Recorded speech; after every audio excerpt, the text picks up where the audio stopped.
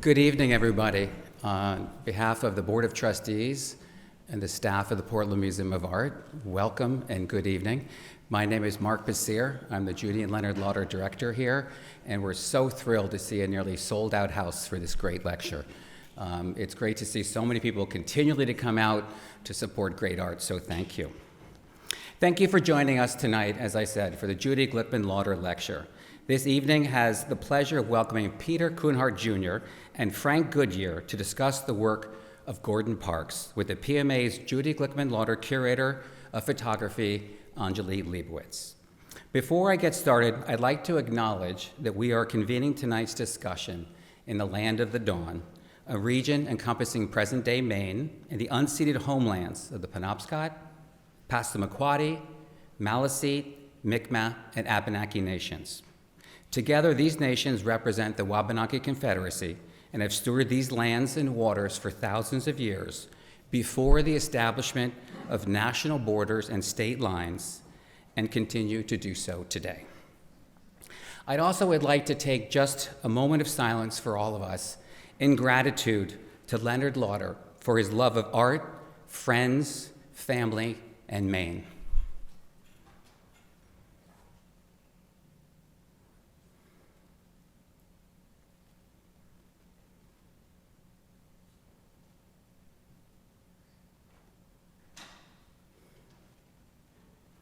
Thank you. For 3 years running, he's been right here in the front row, and I'm used to looking at him, and he's guiding me along. Hurry up, Mark, your introduction's too long, ready to go, get the talent on the stage. But he's here with us in spirit, and also with the Glickman Lauder family here tonight. So just an honor out to Leonard. Let me catch my breath. Today's program is made possible by the Judy Glickman Lauder Photography Programming Fund at the Portland Museum of Art with support from Art Bridges. Since the lecture's inception in 2022, we've welcomed the Metropolitan Museum of Art's Jeff Rosenheim and the spectacular artists Joyce Tennyson and Sig Harvey. Judy's support of the Portland Museum of Art and its growing photo collection spans 4 decades. In 2022, she promised her collection of nearly 700 photographs to the museum. And we celebrated this landmark gift with a publication and exhibition entitled Presence, which embarked on a national tour starting at the PMA, went to the Grand Rapids Museum of Art, the Norton Museum of Art, and soon it'll be heading to the Southampton Art Center, Sarasota Art Museum, the Gibbs Museum, and the Lowe Art Museum. Judy's generosity stems from her dedicated philanthropy, but also from her life in front of the camera as a celebrated subject of her father, and behind the camera also as a renowned artist. Judy is one of the great champions of photography. She's one of the people over the past few years have over and over reminded museums that photography is crucial to the arts of the global. Trying to catch my breath here again. The role that Judy has played in championing photography around this country and around the globe through her own work, through her philanthropy, and her support of artists is beyond anybody that I know. And what photography has become in so many ways has been because of the support of Judy. So again, thank you to Judy. This evening program is actually inspired in part by Judy's collection, which includes credible pictures by the groundbreaking photographer Gordon Parks. It's also a special moment of collaboration because Peter Kuhnhart Jr., Executive Director at the Gordon Parks Foundation, and Frank Goodyear, Co-Director at the Bowdoin College Museum of Art, joined Anjali Leibowitz, our Judy Glickman Lauder Curator of Photography, in conversation today on Parks' work. Parks was one of the 20th century's preeminent American photographers. From the 1940s through the dawn of the 21st century, he created work that focused on social justice, race relations, the civil rights movement, and the African American experience. His groundbreaking work during World War II includes 2 brief sojourns in Maine in 1944. Frank and Peter have collaborated on the exhibition and publication Gordon Parks, Hercules Brown in Maine, 1944, which is on view at the Bowdoin College Museum of Art until November 9th, and if you haven't seen it, you've got to go see this great show. Museums and cultural organizations are being challenged today. We are very proud of the work of Secretary Lonnie Bunch is doing at the Smithsonian Institution.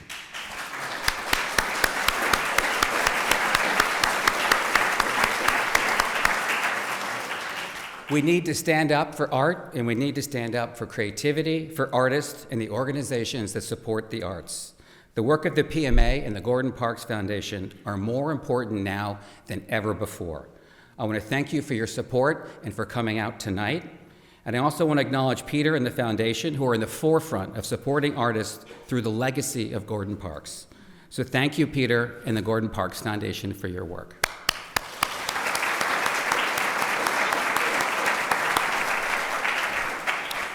I now would like to turn it over to Anjali Leibowitz.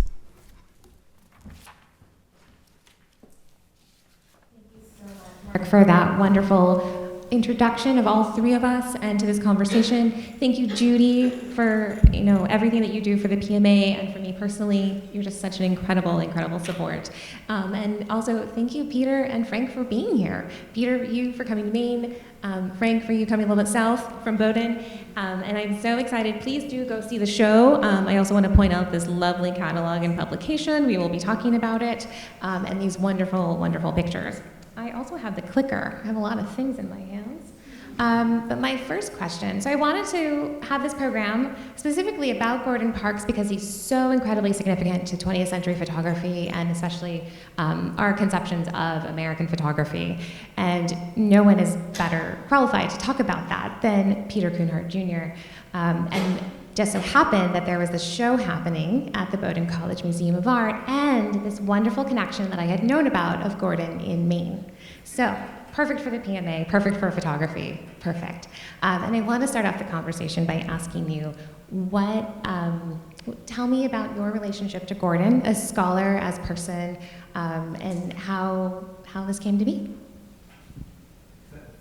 Thank you. Bear with me. Can you hear me? No. Hello? Yay! You can all hear. Thank you, Anjali and Frank and Mark, and especially Judy, who, before I start talking about Gordon, two things are really important to me, and that's the state of Maine and Judy. And Judy and I have known each other for like 10, 12, 15 years now. When I wrote to Judy and to Lauder and asked them if they would receive the Gordon Parks Patrons of the Arts Award. And it was a new initiative that the foundation was starting, and I'll tell you about that in a moment.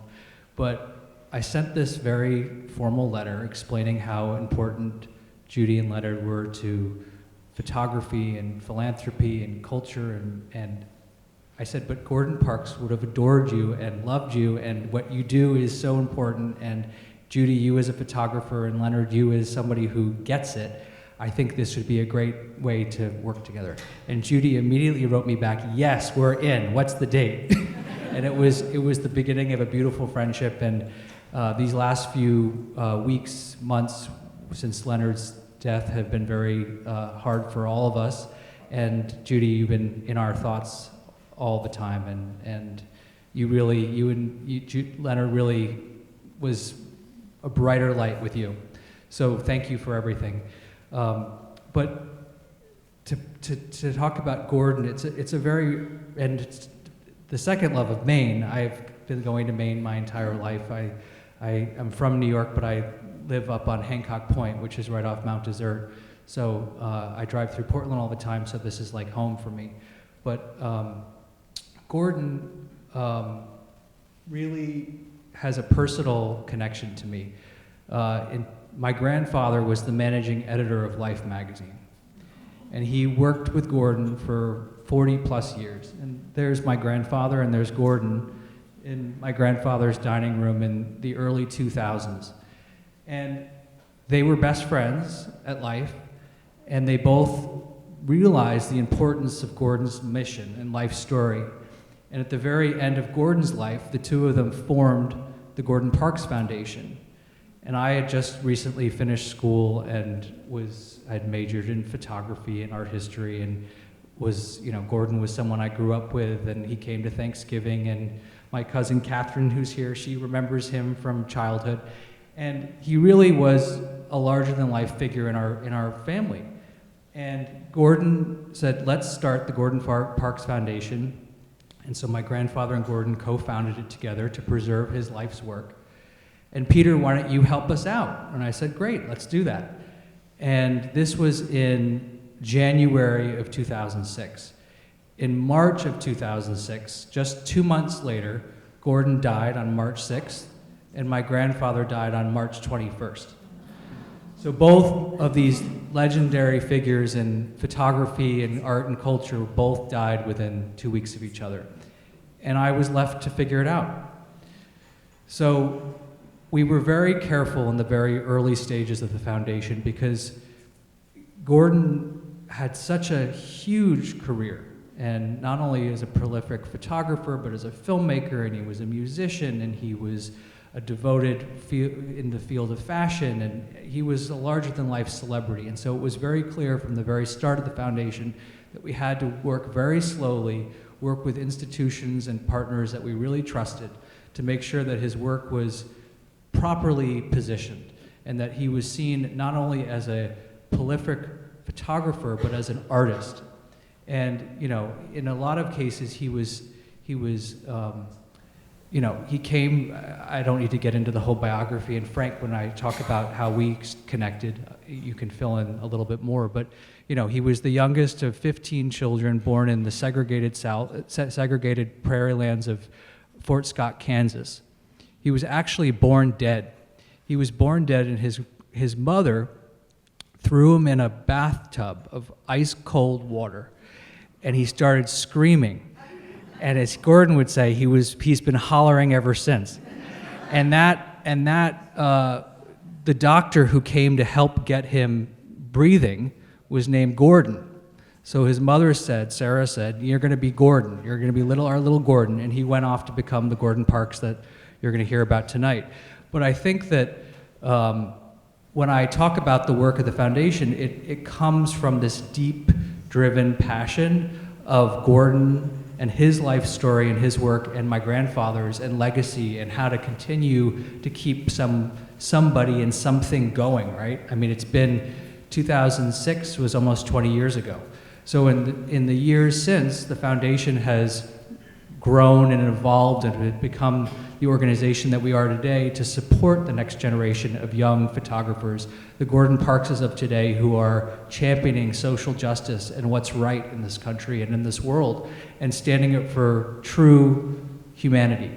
And Gordon was really ahead of his time, and he was able to have trust in his subjects because people trusted him, right? And I'll talk a little bit later about the sort of initiatives of the foundation, but Frank Goodyear, who is a really incredible curator, scholar, thinker, collaborator, and co-director of the Bowdoin College Art Museum, and I have worked together for the last couple years on a focused exhibition that's on view at Bowdoin on Hercules Brown, who is a main figure who Gordon photographed in the 40s. And it really was a deep dive into this body of work. And why don't you talk a little bit about that, Frank, and then we'll come back to more about the foundation and a little bit more on Gordon. Peter, thank you very much. And my thanks as well to Judy and Mark and Anjali and the entire team here at the Portland Museum. It's such a joy to be here, such a privilege to talk about a photographer who is, I regard, one of the most significant American photographers of the 20th century. And I have to say, it's in part due to Anjali that I'm here and that this exhibition works, because Anjali, before she was here in Portland, worked at the National Gallery on a beautiful exhibition at the National Gallery, curated by Philip Brookman primarily, but with important curatorial assistance, about Gordon Parks' early work. Work from the late 30s to the time when he joins Life magazine in 1948.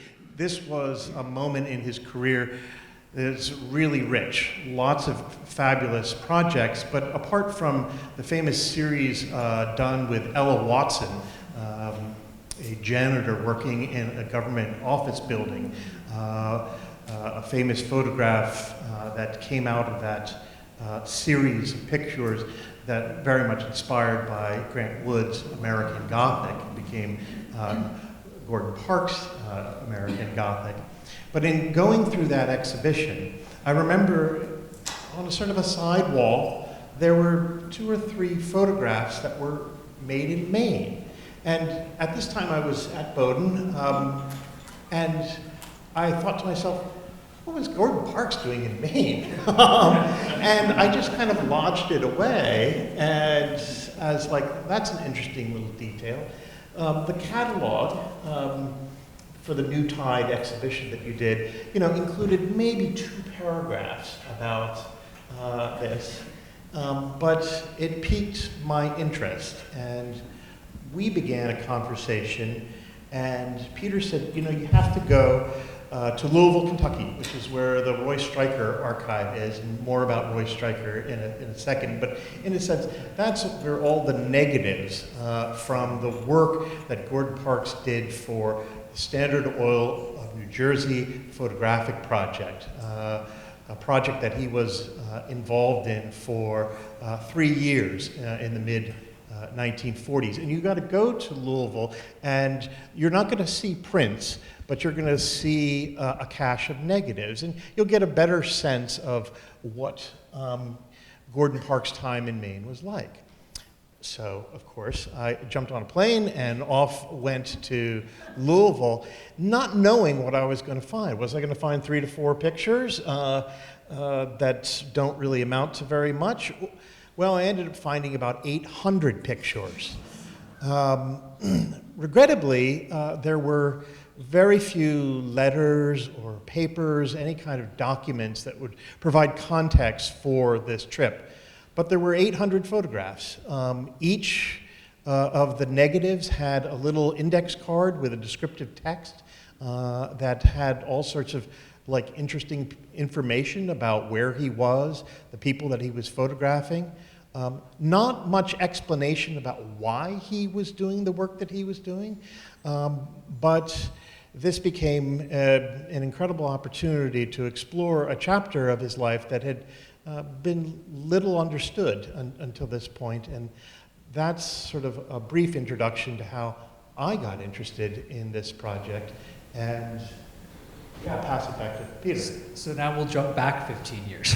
So the Foundation's publishing program consists of focused museum projects every single year with museums across the country. And the idea behind this series that Hercules Brown and the Bowdoin College Museum of Art have been part of is that Gordon's career spanned 60 plus years, right? And he was at Vogue, and he was at Life, and before that the Farm Security Administration, where he made this picture. And he never looked backwards. He constantly was going forwards, and he published very few books during his lifetime and left a trove of material for the Foundation to work with strictly upon his death. So what we did in the early days of the Foundation was we created a 5-volume box set called Collected Works that's now completely out of print. You can't find it. It's in a big red box, and it's called Gordon Parks Collected Works. And for the centennial of Gordon's birth in 2012, we released it with no institutional partner, simply as a 5-volume book with 5 really important scholars writing about the different sort of themes of Gordon's work.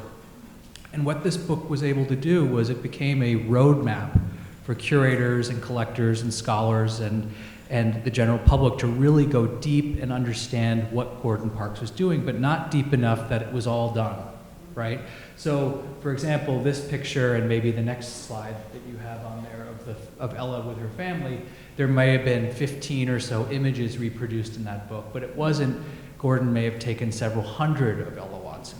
So, and in the course of his later work at Life magazine, he would take 15, 20 rolls of film, and maybe 1 or 2 of his pictures would be used in the magazine, right? And the editors would crop it and they'd change it, and they would, there was a lot of extra material based on what the assignment was and whether he was able to capture what he was set out to do.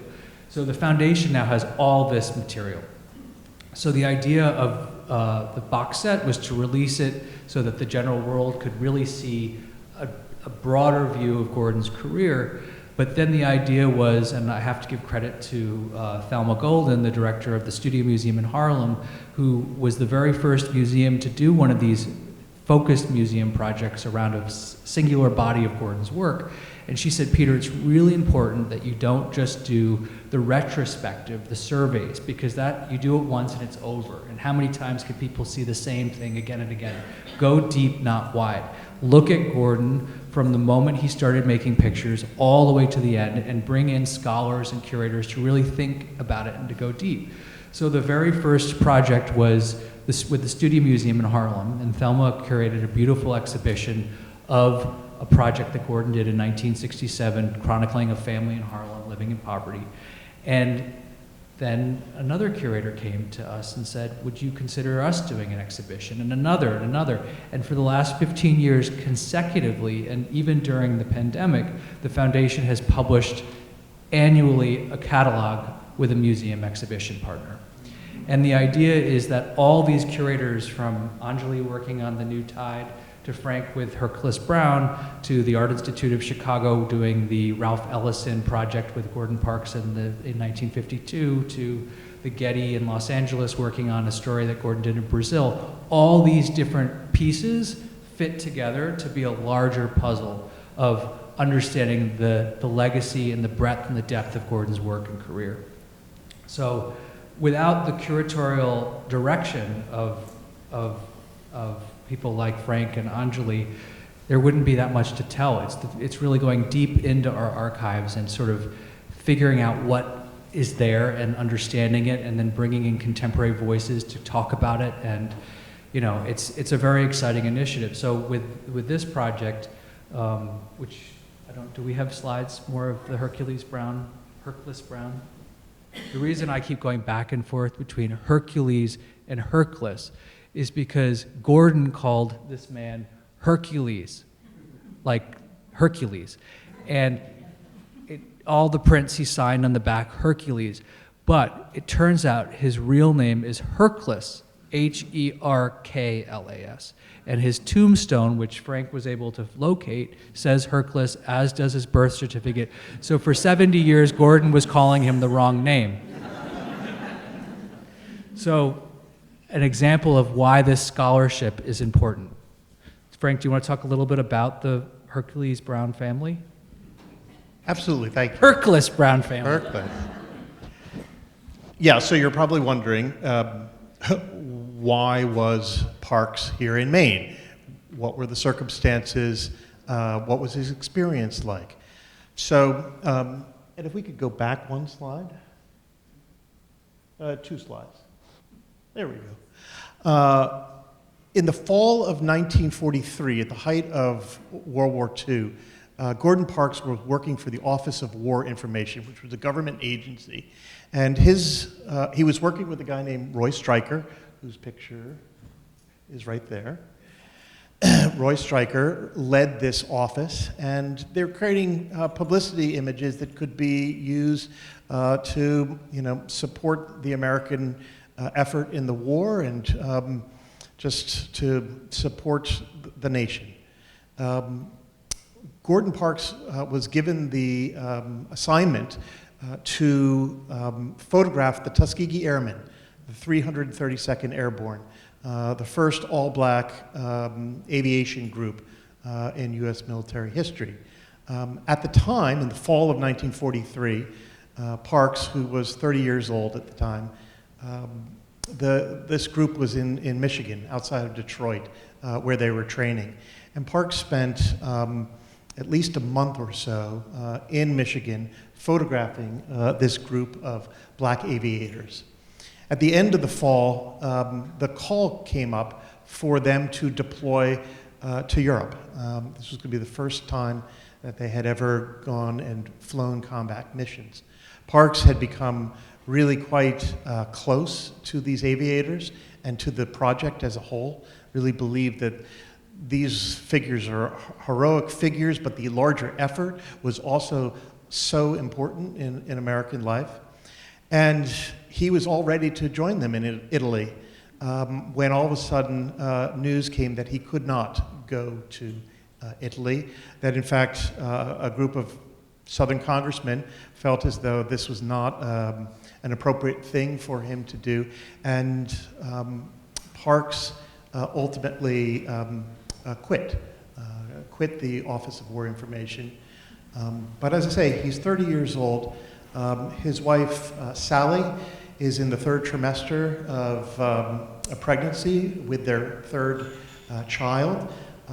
Parks had lived in 4 different cities over the course of the last 10 years, and so had moved about a great deal, and was looking for a little stability when all of a sudden his friend, Roy Stryker, who had himself left the Office of War Information and begun to work for a photographic project organized by Standard Oil in New York City, invited Gordon to join that team. Now, why did Standard Oil have a photographic project? Well, you guessed it. They got into a little bit of hot water early in the war. Accusations of price gouging, a cartel arrangement with a German petrochemical company, a number of things. Executives were hauled in front of the Senate, accused of treason and worse, and all of a sudden found themselves in a PR headache. And so they hired Stryker to build this archive.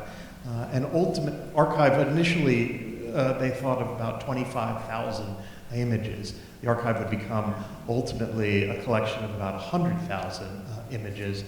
And Stryker hired ultimately 24 different photographers to work on this project, one of which was Gordon Parks. And his very first assignment, that January of 1944, was to go to Maine.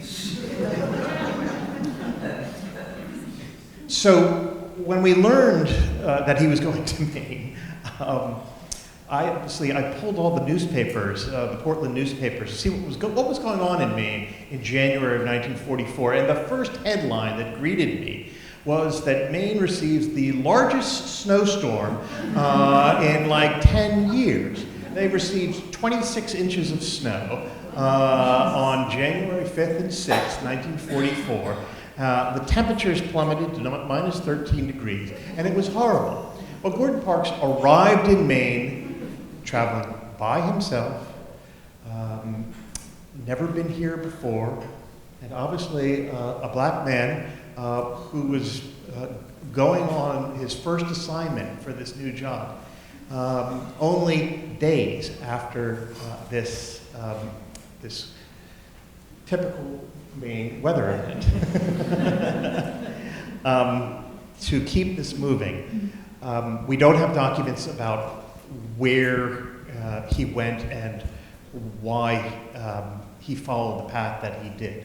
But by looking at all the pictures and the negative numbers, we're able to put a little path together. And it becomes apparent that he spends 2 months here in January and February of 1944. He visits 9 towns and cities in the southern third of the state, and he's in particular here to photograph Esso gas station employees. And he's going to many small places, including the little hamlet of Somerville, which is about 15 miles east of Augusta, and is a community that has one store, a general store, and Esso gas station, both owned by Hercules Brown. Hercules Brown is also the postmaster. He also drives the plow. He's also a farmer, and his wife Marion is the school teacher. They have 4 daughters in the household, 2 of whom are married. Their husbands are both fighting in Europe at the particular time. The 2 unmarried daughters work in a local shoe factory, creating boots for the military.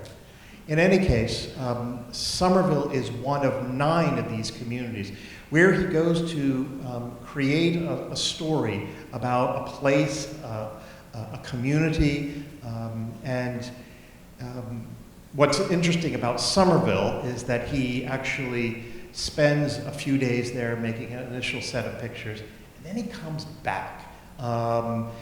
realizing that to do a successful series, you need to spend time with somebody and to understand that subject matter in a certain amount of depth. And so he actually comes back and does a second series of photographs several weeks later.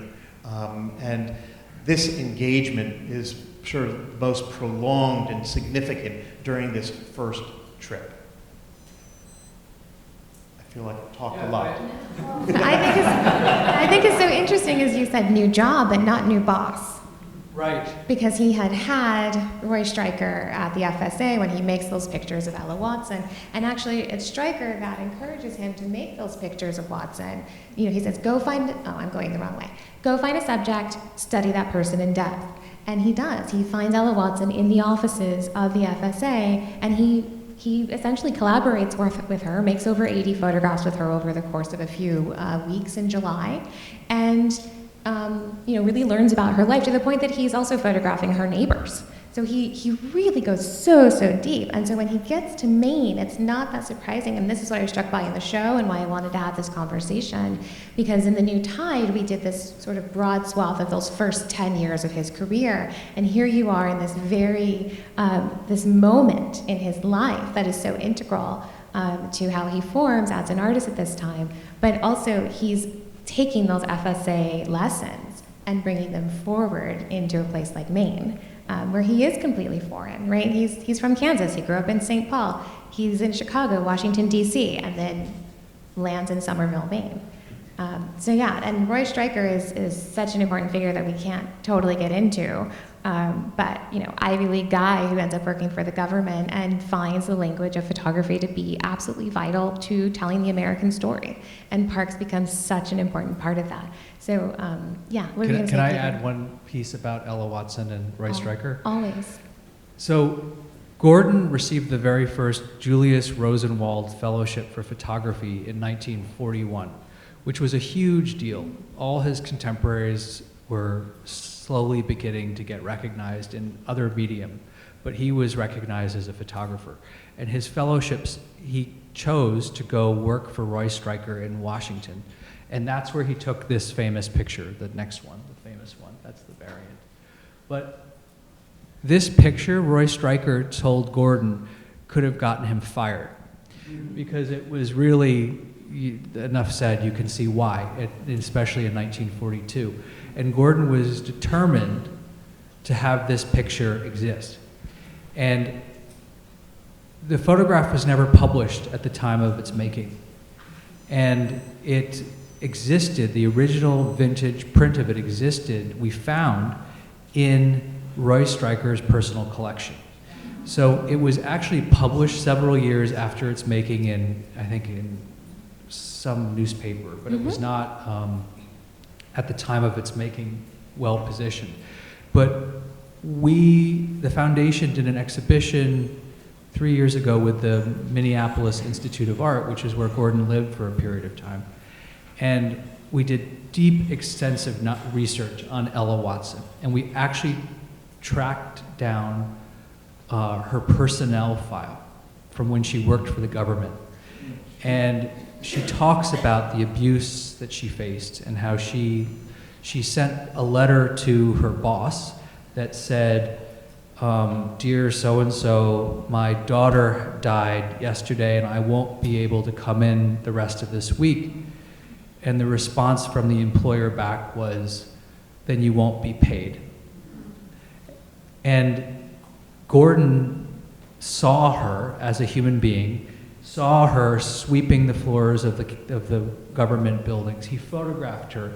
He captured her essence and the hardships of her life, met her family, went, as Anjali said, went back to her home where she was raising her great-grandchildren and children, and lived a pretty sad existence.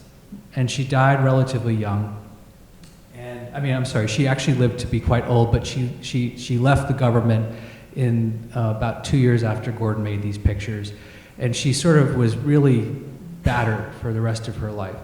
And her great-grandchildren, actually, we honored them a few years ago at our annual gala that we have in New York. And they talked about how important it was for Ella to to meet Gordon and to be photographed by Gordon and to give her the sort of dignity and justice that she deserved. And so I think, and I'm just saying this from just years of working in the archive, but when Roy Stryker said to Gordon, I think these pictures will get me fired. And then Gordon leaves the FSA, Roy Stryker starts the OWI, and he says to Gordon, go to Maine and take pictures. I think Roy was probably saying, go find another Ella Watson in Maine. So I actually see there being parallel.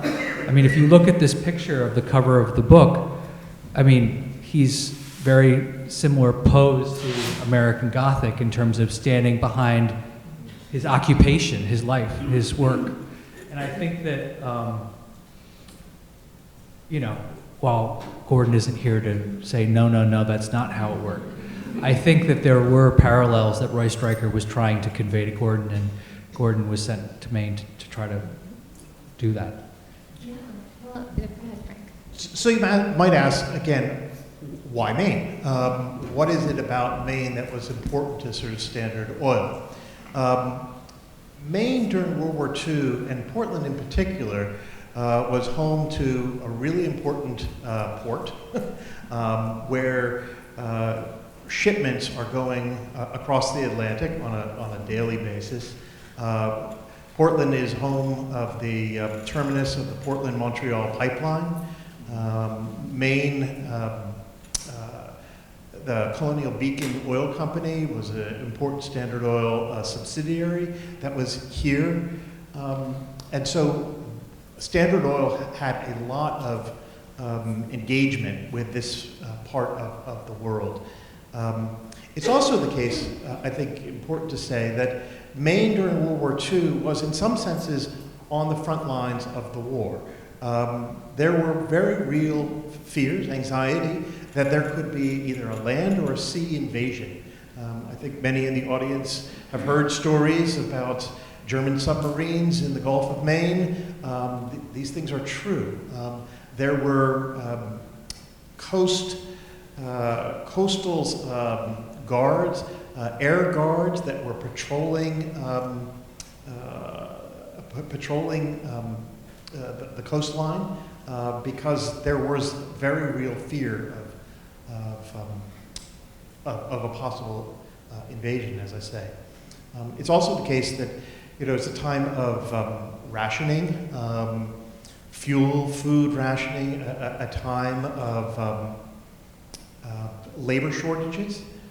Ultimately, Maine is going to be the home of 4 German POW camps, something that Senator Margaret Smith advocated for because they needed these prisoners to help provide work in the agricultural and timber industries.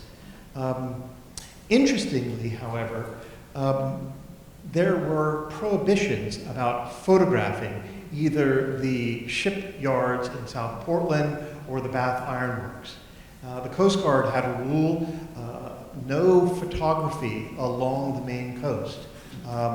And yet Gordon had this permission to go and photograph, do this photographic assignment here in Maine. While he photographed in Portland, all of the rest of his work was inland. So he never photographed the Bath Iron Works, for instance. Maine's coastline is so sort of storied, and one would think, it would make a great subject for a photographer like Parks, but that was not what interested him, or which he was permitted to photograph. And so this is one of the reasons why he comes to Maine. And interestingly, he will go back to New York City, where his wife Sally will give birth in March of 1944, their third child. Parks will continue with a couple of other Standard Oil assignments. But Parks will come back to Maine in August of 1944 and take a second series of pictures. I think it's worth pausing in a brief moment to talk a little bit about how these pictures were made and the fact that these are not casual snapshots. Peter, could you talk a little bit about the kind of cameras that he used and the construction of these images? We had multiple cameras, a Rolly and a bunch of 35 millimeter and 2 1/4. But what's your question? What kind of cameras? I don't know the exact house, you know. But I think he was. I think Gordon was a little baffled by Maine. He, as you mentioned earlier, being so cold. He swore he'd never come back, but then he came back several times to visit friends and to, I think he may have come to the Portland Art Museum at one point. But what I find so interesting about these pictures and what you've done so beautifully with the book and with the exhibition is that it's one of the very few subject matters that there are no black people. And I think that Gordon is so well established for his racial photographs, and everything is about social justice and civil rights, and yet he is able to take these beautiful pictures of rural Maine in the 40s, at 5 years after he's taken Ella Watson, and these pictures are at the same level of artistic merit and achievement. I do think one thing I see, and I agree with everything you've said, not only is he so interested in this deep humanity, but he was really interested in the technical side of photography. You see here, I think, his use of flash is just really spectacular and very sophisticated. He's setting up multiple kinds of lights. He's thinking really deeply about what the viewer will see. He's not only immersing himself with these people in front of him, but he's always thinking about us, which is such a gift, I think, to us. I know we also want to get to questions pretty quickly, but before we do that, I really want to ask the two of you, what did Gordon Parks show us about Maine that other photographers couldn't, or didn't, or wouldn't even? So there's a relative paucity of photographs of this place during World War II.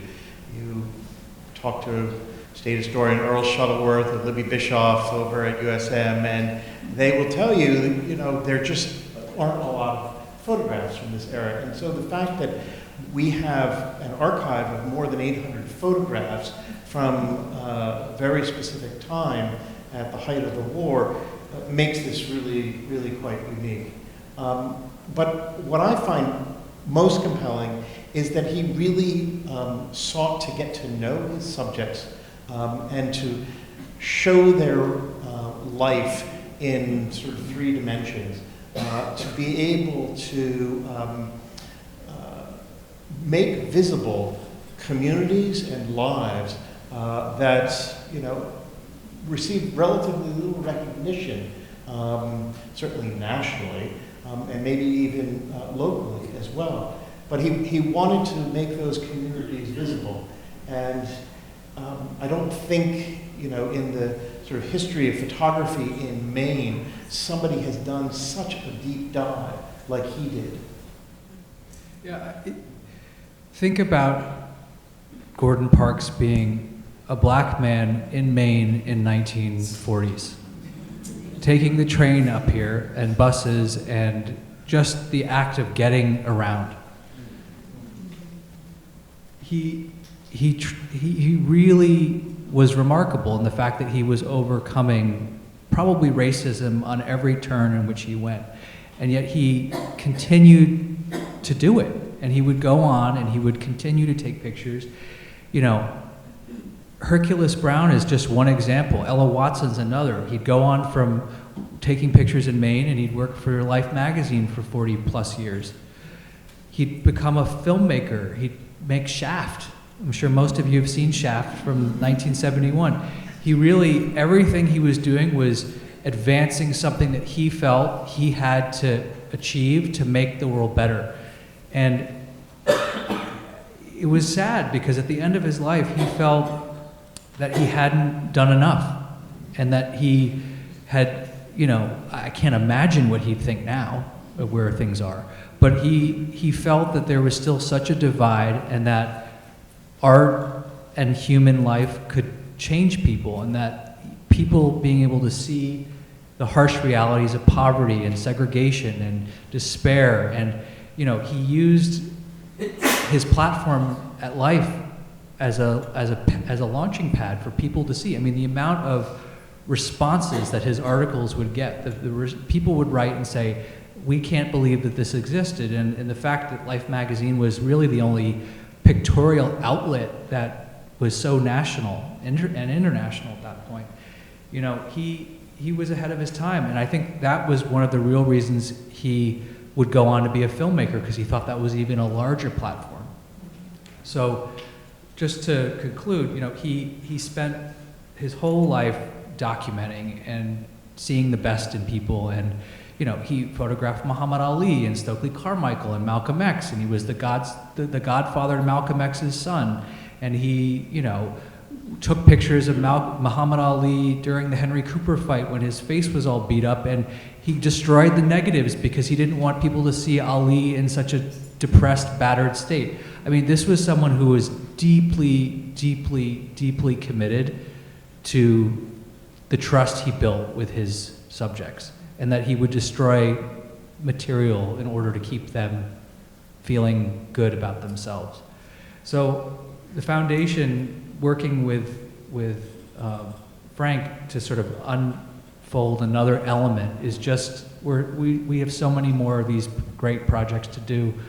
And, you know, there's so much, because we've only done 15, and there's probably another 30 of these deep dives into the work that Gordon did every single day. And, you know, while he had this platform of Life magazine to produce the work, it all exists in one room. That's amazing. Thank you both so, so much. I want to open up to questions from our audience. Also, are there any relatives of Mr. Brown? I would love to know. We met someone earlier, so that was really exciting and very special. But there should be microphones set up. I don't have my farsightedness on. Oh, yes? I don't really need a microphone. Can I just ask, you talked about the history of, or the problems that Standard Oil of New Jersey was having and why they did this. Do you think any of it was because the Rockefellers had multiple homes in Maine and they were trying to maybe create something to back their reason for being in Maine? That's very interesting, because of course you're right. The Rockefellers have had a commitment to the state that go back to the beginning of the 20th century, for sure, and their commitment to Mount Desert and Acadia are significant. I don't get the sense, or again, as a historian looking at sort of the paper trail, I don't get the sense that the corporate executives were saying, you need to go to this place, and this place. I think that this was Roy Stryker, who had a long experience with creating photographic stories, creating the kind of images that could be used for publicity materials, that could show that the company was supportive of the war effort, was trying to make the lives of Americans better, where it's trying to, work with communities large and small. So I've not seen the memo that connects the Rockefeller brothers with Gordon Parks in Maine, but it's certainly interesting, isn't it? Yes. Given your comments about Roy Stryker saying that the Ella Watson photograph was something that might get them fired, might he have sent Gordon Parks to Maine because there would be no Ella Watson in Maine? Well, so it is interesting. There were more than 24 photographers who worked for Standard Oil. And by working for Standard Oil, Gordon Parks' paycheck doubled. Why did somebody with these progressive leanings, and Roy Stryker with his progressive leanings, why did they work for Standard Oil? That's a really interesting question. I think there were moments of hesitation, like, why are we doing this? But Gordon Parks, with 3 young children, needed this paycheck. Coming here, I think that he was looking for the next Ella Watson. to reveal a new face to a wider kind of audience. I think it's notable that Standard Oil's operations, many of them were in the Deep South. Parks never got sent on an assignment south of Pennsylvania. Many of other photographers went to Texas and Louisiana and, into the Deep South. Parks never, at least during his time with Standard Oil, never did this. In 1952, of course, he's going to do a remarkable series of pictures that photograph segregation in Alabama, known as the Segregation Story. But that is a moment when he is working for Life magazine and is explicitly looking to surface stories about race in America. I think he was really captivated by the state. Yes, as a black man, where did he stay? Where did he eat? If you read a wartime edition of the Green Book for black travelers, there's no restaurants that are recommended and only two places where to stay. One in Portland and another place, a private home in Augusta. So where did he stay? Likely he spent multiple nights with the Brown family, and we have evidence to suggest that he stayed with them. Just to add to that, I don't think that Roy Stryker didn't send Gordon to Maine because he didn't want him to photograph black people. I think that Gordon, while he was still very young in his career, he was ambitious. And Gordon, I actually learned this story very recently, and it's fascinating. When Gordon was traveling to Maine, he first, it's not clear to me if it was before or after Maine, but he went to Canada, to Yellowknife, Canada. And in Canada, he was photographing the indigenous people living around a lake community. And so I think if Roy Stryker sent him there, he's certainly not thinking about whether the people are white or black. But he sent him to this reservation, essentially, and he photographed these indigenous people doing their daily activity. And Gordon realized that they were all very ill with the measles. And there was a huge outbreak, and they were all dying every week. There was tens of them dying. And Gordon wrote back to Roy Stryker and said, we have to do something. And so they actually raised funds that they sent to these communities in Northwest Territories of Canada.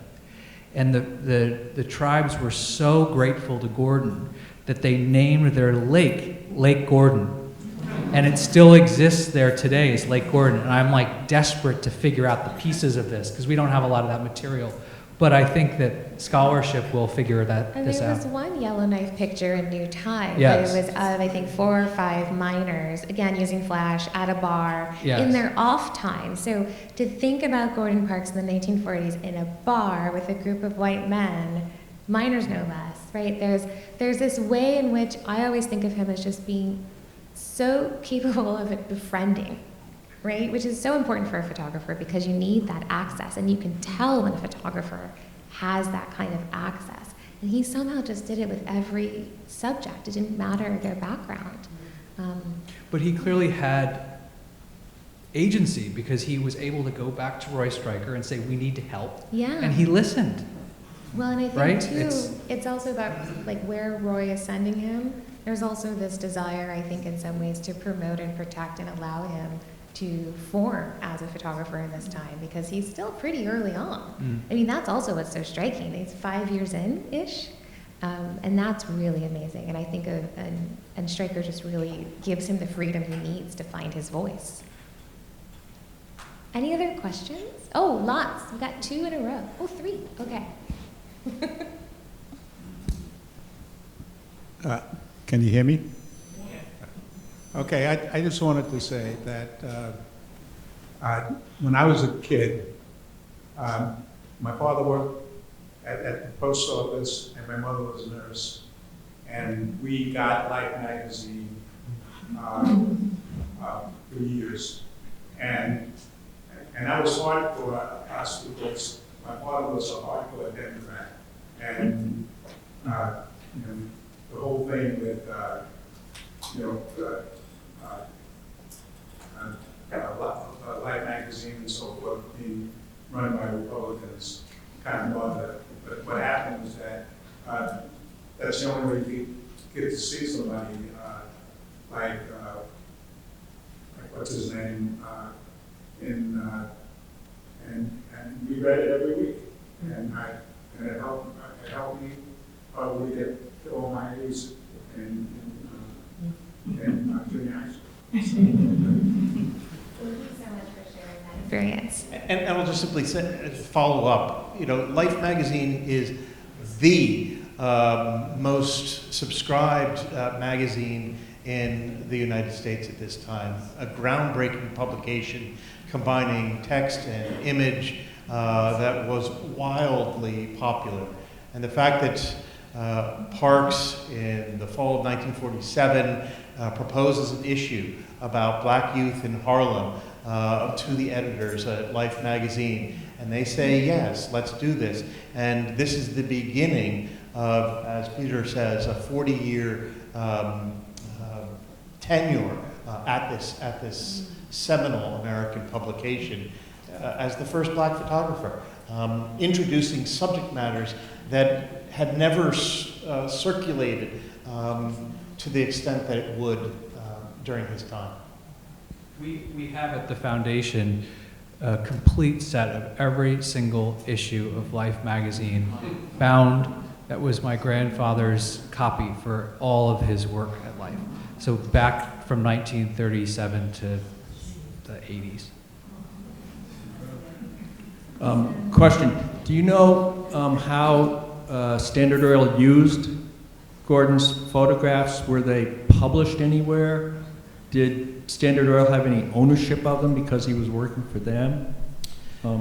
Excellent question. So the film would go back to the New York City offices. It would be developed, and little contact prints would be made and affixed to these boards that were made available both to company officials who might want to find a picture for to use in a publication, a company bulletin of some sort. But these contact boards were also made accessible to the wider public. Any magazine, newspaper editors who wanted to use one of these pictures, they were welcome to do so.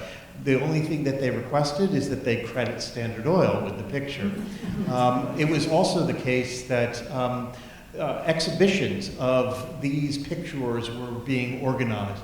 So in the fall of 1944, the first exhibition entitled Men in Oil was opened. Seriously, that's the name.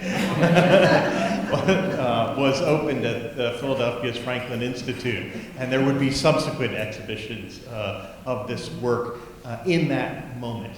The archive ultimately, they stopped producing images in the early 1950s, and as I say, it's all been archived and being rediscovered because it's an incredible trove of, as I say, approximately 100,000 photographs by 24 really important American photographers. Wow. I think you have your next project. Oh, Men in Oil. so do you. I saw one more hand. Can we take one more question and then we have to wrap up? Was it you? Who actually owns the images? That's a very, very good question. Who owns the images? Because Right to Life magazine, and they would make copies. so my grandfather, who was at Life for 40 plus years, always said, you know, it's very gray who owns the copyright because he was technically a work for hire for the magazine. In 1971, there was a memo that went out to all the photographers that worked on the staff at Life magazine from the start to 71. So Gordon was at that point, he was still at Life, but he was freelance. And this memo said, we're downsizing our offices. Any photographer who would like to come and collect their work will retain their copyright. And so Gordon did. And I know plenty of photographers who haven't, and their work with Life is caught up in the Getty Life magazine chaos. And it just happened that this memo went out and that they retained the work. So it was very lucky, but there was a period of time where it was, is this for the photographer or is this for the magazine? But Life returned everything to Gordon. So do you have the negatives? Yes, we have all the negatives, yes. From that show? Well, from Ella Watson, that was a government project, so they're all at the Library of Congress. And so you can actually order copies? You could order a print of that, but it's not something that the foundation has authorized. It's coming from the Library of Congress's, file. Yeah. And I heard a story that he actually did that after hours. Is that true? Did what after hours? He took her photograph. Yes, and yes. after- Oh, yes, after the government had closed for the day, she was cleaning. Right, and no one else was Right, there. because she wouldn't have had that kind of ability to stop her job and take a picture like that. Right. And how educated was Gordon about, did he know the Grant Wood? You know, Gordon lived in Chicago for a little bit, got this fellowship. He had a show 10 years after that photograph at the Art Institute that Peter Pollock had organized, and that was one of his great early photography shows. So yes, I think he had to have known about it. He never specifically references, he says Grant Wood, but I can't say whether when he was taking the picture if Grant Wood was in his head. But certainly there's references to it. Yeah. And another sort of quick, which I just forgot. Well, why don't we wrap up? Thank you so much. You can come up and ask it when it comes back to your head, but thank you so much to both of